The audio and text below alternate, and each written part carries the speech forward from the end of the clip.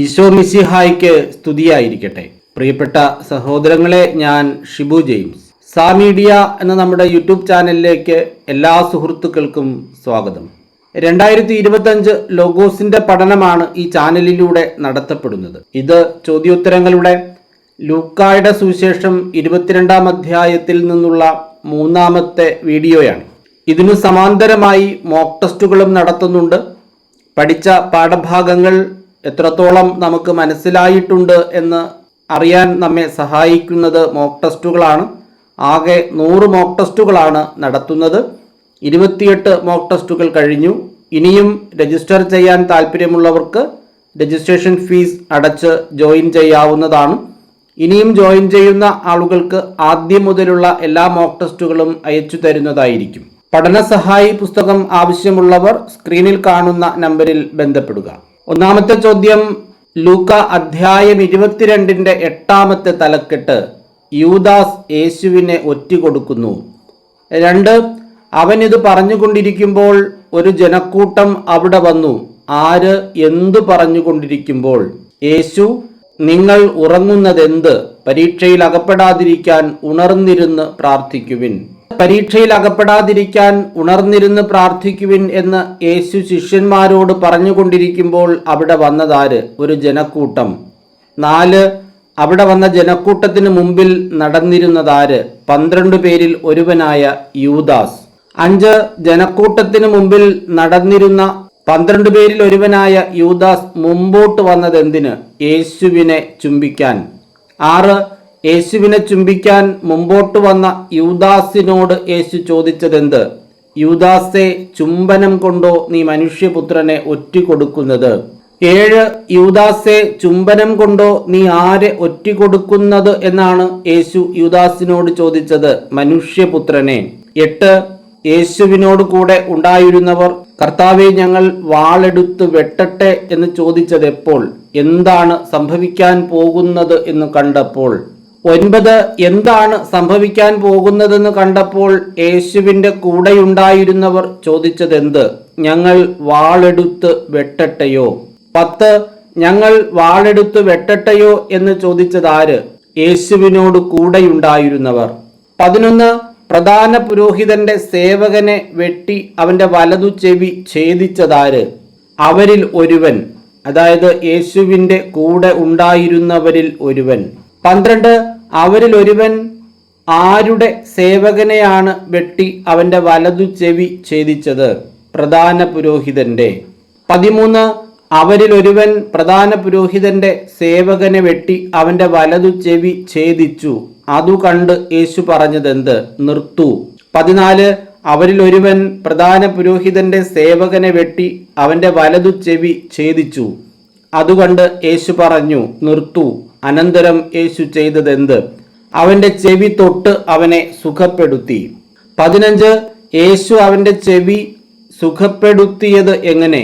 തൊട്ട് സുഖപ്പെടുത്തി.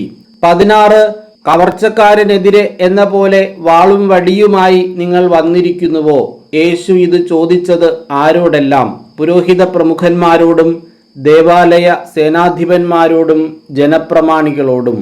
17, പുരോഹിത പ്രമുഖന്മാരോടും ദേവാലയ സേനാധിപന്മാരോടും ജനപ്രമാണികളോടും യേശു പറഞ്ഞതെന്ത്, അല്ലെങ്കിൽ ചോദിച്ചതെന്ത്?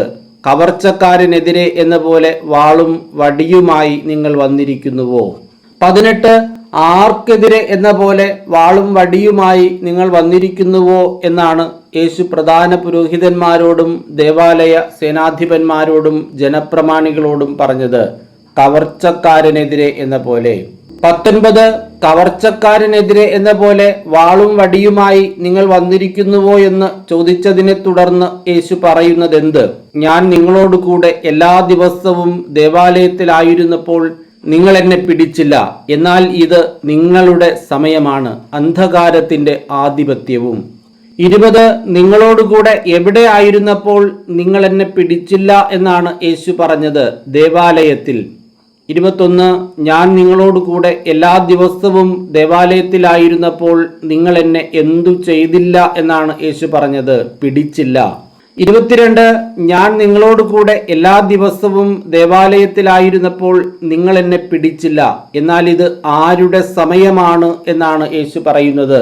നിങ്ങളുടെ സമയമാണ്.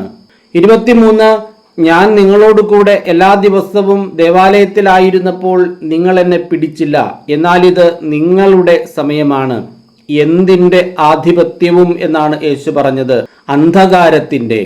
24 ലൂക്ക അധ്യായം 22 9 തലക്കെട്ട് പത്രോസ് തള്ളിപ്പറയുന്നു. 25 അവർ അവനെ പിടിച്ച് പ്രധാനാചാര്യന്റെ വീട്ടിലേക്ക് കൊണ്ടുപോയി. ആരെ? പുരോഹിത പ്രമുഖന്മാരും ദേവാലയ സേനാധിപന്മാരും ജനപ്രമാണികളും യേശുവിനെ. 26 പുരോഹിത പ്രമുഖന്മാരും ദേവാലയ സേനാധിപന്മാരും ജനപ്രമാണികളും യേശുവിനെ പിടിച്ച് എങ്ങോട്ടാണ് കൊണ്ടുപോയത്? പ്രധാനാചാര്യന്റെ വീട്ടിലേക്ക്. 27 പുരോഹിത പ്രമുഖന്മാരും ദേവാലയ സേനാധിപന്മാരും ജനപ്രമാണികളും യേശുവിനെ പിടിച്ച് പ്രധാനാചാര്യന്റെ വീട്ടിലേക്ക് കൊണ്ടുപോയപ്പോൾ അകലെയായി അവനെ അനുഗമിച്ചിരുന്നതാര്? പത്രോസ്. 28 പത്രോസ് എങ്ങനെയാണ് യേശുവിനെ അനുഗമിച്ചിരുന്നത്? അകലെയായി. 29 അവർ എന്തു ചെയ്തുകൊണ്ടിരുന്നപ്പോൾ പത്രോസും അവരോട് കൂടെ ഇരുന്നു എന്നാണ് ലൂക്ക 22:55 പറയുന്നത്. നടുമുറ്റത്ത് തീ കൂട്ടി അതിനു ചുറ്റും ഇരുന്നപ്പോൾ.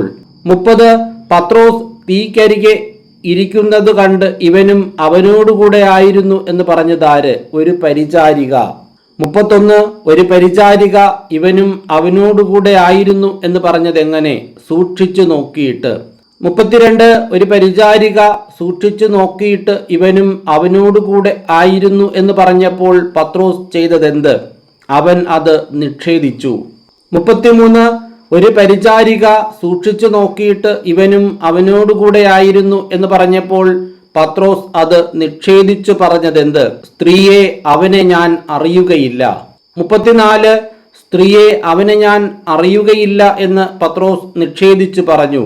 അല്പം കഴിഞ്ഞപ്പോൾ പത്രോസിനെ കണ്ട് നീയും അവരിൽ ഒരുവനാണ് എന്ന് പറഞ്ഞതാര്?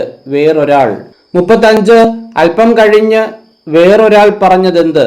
നീയും അവരിൽ ഒരുവനാണ്. 36 അല്പം കഴിഞ്ഞ് വേറൊരാൾ നീയും അവരിൽ ഒരുവനാണ് എന്ന് പറഞ്ഞപ്പോൾ പത്രോസ് പറഞ്ഞതെന്ത്? മനുഷ്യ ഞാനല്ല. 37 മനുഷ്യ ഞാനല്ല എന്ന് പത്രോസ് പറഞ്ഞത് ആരോട്? നീയും അവരിൽ ഒരുവനാണ് എന്ന് പറഞ്ഞ വേറൊരാളോട്. 38 തീർച്ചയായും ഈ മനുഷ്യനും അവനോടുകൂടെ ആയിരുന്നു എന്ന് വേറൊരാൾ ഉറപ്പിച്ചു പറഞ്ഞത് എപ്പോൾ? ഏകദേശം 1 മണിക്കൂർ കഴിഞ്ഞ്. 39 ഏകദേശം 1 മണിക്കൂർ കഴിഞ്ഞ് വേറൊരാൾ ഉറപ്പിച്ചു പറഞ്ഞതെന്ത്? തീർച്ചയായും ഈ മനുഷ്യനും അവനോടുകൂടെ ആയിരുന്നു, ഇവനും ഗലീലിയാക്കാരനാണല്ലോ. 40 ഇവനും അവനോടുകൂടെ ആയിരുന്നു, ഇവനും ഗലീലിയാക്കാരനാണല്ലോ എന്ന് വേറൊരാൾ ഉറപ്പിച്ചു പറഞ്ഞപ്പോൾ പത്രോസ് പറഞ്ഞതെന്ത്? മനുഷ്യ നീ പറയുന്നത് എന്താണെന്ന് എനിക്ക് അറിഞ്ഞുകൂടാ. 41 മനുഷ്യ നീ പറയുന്നത് എന്താണെന്ന് എനിക്ക് അറിഞ്ഞുകൂടാ. ആരോട് പറഞ്ഞു? പത്രോസ് ഏകദേശം 1 മണിക്കൂർ കഴിഞ്ഞ് തീർച്ചയായും ഈ മനുഷ്യനും അവനോടുകൂടെ ആയിരുന്നു, ഇവനും ഗലീലിയാക്കാരനാണല്ലോ എന്ന് ഉറപ്പിച്ചു പറഞ്ഞ വേറൊരാളോട്. 42 മനുഷ്യ നീ പറയുന്നത് എന്താണെന്ന് എനിക്കറിഞ്ഞുകൂടാ എന്ന് പത്രോസ് പറഞ്ഞുകൊണ്ടിരിക്കുമ്പോൾ തന്നെ സംഭവിച്ചതെന്ത്? കോഴി കൂവി. 43 പത്രോസ് എന്തു പറഞ്ഞുകൊണ്ടിരിക്കുമ്പോഴാണ് കോഴി കൂവിയത്? മനുഷ്യ നീ പറയുന്നത് എന്താണെന്ന് എനിക്കറിഞ്ഞുകൂടാ. 44 പത്രോസ് ഇത് പറഞ്ഞുകൊണ്ടിരിക്കുമ്പോൾ തന്നെ കോഴി കൂവി. അപ്പോൾ പത്രോസിന്റെ നേരെ തിരിഞ്ഞ് അവനെ നോക്കിയതാര്? കർത്താവ്. 45 പത്രോസ് പറഞ്ഞുകൊണ്ടിരിക്കുമ്പോൾ തന്നെ കോഴി കൂവി. അപ്പോൾ കർത്താവ് ചെയ്തതെന്ത്? കർത്താവ് പത്രോസിന്റെ നേരെ തിരിഞ്ഞ് അവനെ നോക്കി. 46 ഇന്ന് കോഴി കൂവുന്നതിന് മുമ്പ് 3 പ്രാവശ്യം നീ എന്നെ നിഷേധിക്കുമെന്ന് കർത്താവ് പറഞ്ഞ വചനം പത്രോസ് ഓർമ്മിച്ചത് എപ്പോൾ? കർത്താവ് പത്രോസിന്റെ നേരെ തിരിഞ്ഞ് അവനെ നോക്കിയപ്പോൾ. കർത്താവ് പത്രോസിന്റെ നേരെ തിരിഞ്ഞ് അവനെ നോക്കിയപ്പോൾ പത്രോസ് ഓർമ്മിച്ചതെന്ത്? ഇന്ന് കോഴി കൂവുന്നതിന് മുമ്പ് 3 പ്രാവശ്യം നീ എന്നെ നിഷേധിക്കുമെന്ന് കർത്താവ് പറഞ്ഞ വചനം. 48 ഇന്ന് കോഴി കൂവുന്നതിന് മുമ്പ് എത്ര പ്രാവശ്യം നീ എന്നെ നിഷേധിക്കുമെന്ന് കർത്താവ് പറഞ്ഞ വചനമാണ് പത്രോസ് ഓർമ്മിച്ചത്. 3 പ്രാവശ്യം. 49 ഇന്ന് കോഴി കൂവുന്നതിന് മുമ്പ് 3 പ്രാവശ്യം നീ എന്നെ നിഷേധിക്കുമെന്ന് കർത്താവ് പറഞ്ഞ വചനം പത്രോസ് ഓർമ്മിച്ചപ്പോൾ അവൻ ചെയ്തതെന്ത്? അവൻ പുറത്തുപോയി മനം നൊന്ത് കരഞ്ഞു. 50 പത്രോസ് പുറത്തുപോയി മനം നൊന്ത് കരഞ്ഞതെപ്പോൾ? ഇന്ന് കോഴി കൂവുന്നതിന് മുമ്പ് 3 പ്രാവശ്യം നീ എന്നെ നിഷേധിക്കുമെന്ന് കർത്താവ് പറഞ്ഞ വചനം ഓർമ്മിച്ചപ്പോൾ. 51 പത്രോസ് പുറത്തുപോയി ചെയ്തതെന്ത്? മനം നൊന്ത് കരഞ്ഞു. 52 ലൂക്ക അധ്യായം 22 10 തലക്കെട്ട് യേശുവിനെ പരിഹസിക്കുന്നു. 53 യേശുവിന് കാവൽ നിന്നിരുന്നവർ അവനെ ചെയ്തതെന്തെല്ലാം? പരിഹസിക്കുകയും അടിക്കുകയും. 54 ആരാണ് യേശുവിനെ പരിഹസിക്കുകയും അടിക്കുകയും ചെയ്തത്? കാവൽ നിന്നിരുന്നവർ. 55 യേശുവിനെ കാവൽ നിന്നിരുന്നവർ അവന്റെ കണ്ണുകൾ മൂടിക്കൊണ്ട് പറഞ്ഞതെന്ത്? നിന്നെ അടിച്ചവൻ ആരെന്ന് പ്രവചിക്കുക.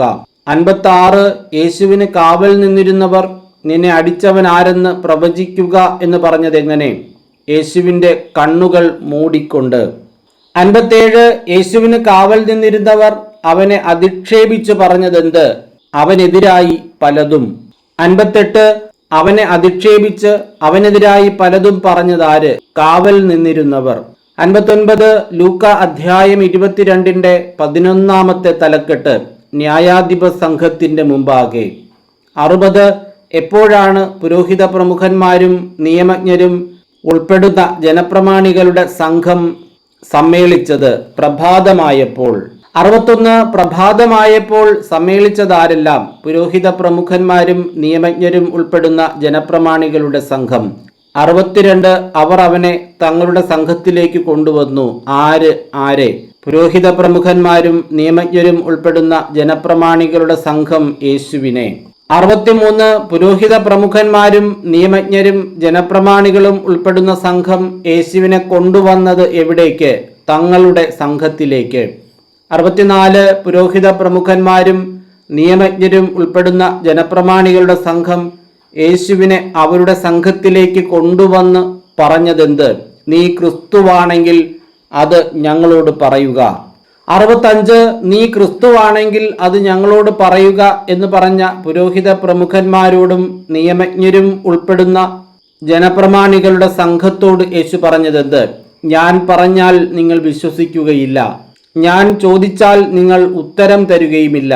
ഇപ്പോൾ മുതൽ മനുഷ്യപുത്രൻ ദൈവശക്തിയുടെ വലതുവശത്ത് ഇരിക്കും. 66 നീ ക്രിസ്തുവാണെങ്കിൽ ഞങ്ങളോട് പറയുക എന്ന് പറഞ്ഞവരോട് യേശു ആദ്യം പറയുന്നതെന്ത്? ഞാൻ പറഞ്ഞാൽ നിങ്ങൾ വിശ്വസിക്കുകയില്ല. 67 ഇപ്പോൾ മുതൽ മനുഷ്യപുത്രൻ ആരുടെ വലതുവശത്ത് ഇരിക്കും എന്നാണ് യേശു അവരോട് പറഞ്ഞത്? ദൈവശക്തിയുടെ. 68 ഇപ്പോൾ മുതൽ ദൈവശക്തിയുടെ വലതുവശത്ത് ഇരിക്കുമെന്ന് യേശു പറഞ്ഞത് ആരെക്കുറിച്ച്? മനുഷ്യപുത്രനെ കുറിച്ച്. 69 ഇപ്പോൾ മുതൽ മനുഷ്യപുത്രൻ ദൈവശക്തിയുടെ വലതുവശത്ത് ഇരിക്കും എന്ന് പറഞ്ഞപ്പോൾ അവരെല്ലാവരും കൂടി ചോദിച്ചതെന്ത്? അങ്ങനെയെങ്കിൽ നീ ദൈവപുത്രനാണോ? 70 അങ്ങനെയെങ്കിൽ നീ ആരാണോ എന്നാണ് അവരെല്ലാവരും കൂടി ചോദിച്ചത്. ദൈവപുത്രനാണോ?